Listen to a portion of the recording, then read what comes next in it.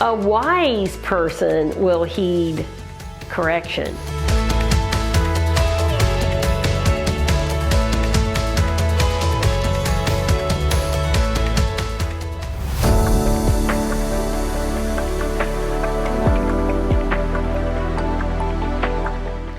How do you handle it when somebody tells you something about yourself that you didn't want to hear?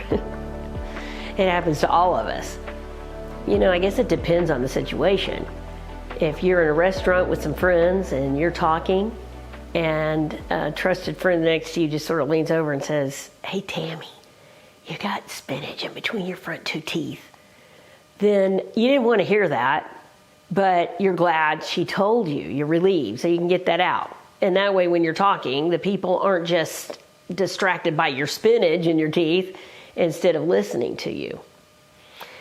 Well, if it's a situation where someone tells you something about how you interacted, not the spinach in your teeth, but how, you know what, you may not have realized this, but when the way you approached that conversation sort of sounded bossy.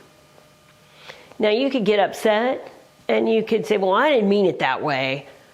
Or you could, step back and say, "Okay, well, maybe she's telling me something that I didn't see. I didn't know how I came across." So when that happens, I give it to the Lord and ask Him. And a wise person will heed correction. And that, just think of it like that was spinach in between your teeth, that you didn't see it, but you will thank the person and, let the Lord help you realize, okay, how you come across. You might have a big personality and someone else is more introverted and you don't realize how you come across as a little intimidating. We need to look at these things. Now, there are situations where there's a toxic person that belittles you and blames you for things you didn't do. That's a little bit different. But what are we going to do with that? Are we going to sit there and be hurt and be angry?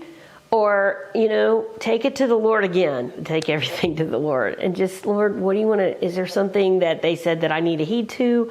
Or is that, coming from their wounds?" And sometimes, yes, it's coming from their wounds. And they want you to engage, so you don't have to. Then just to step back and pray and don't take it personally. But these are just some things to consider about how to handle it when someone tells you something about yourself that you don't want to hear.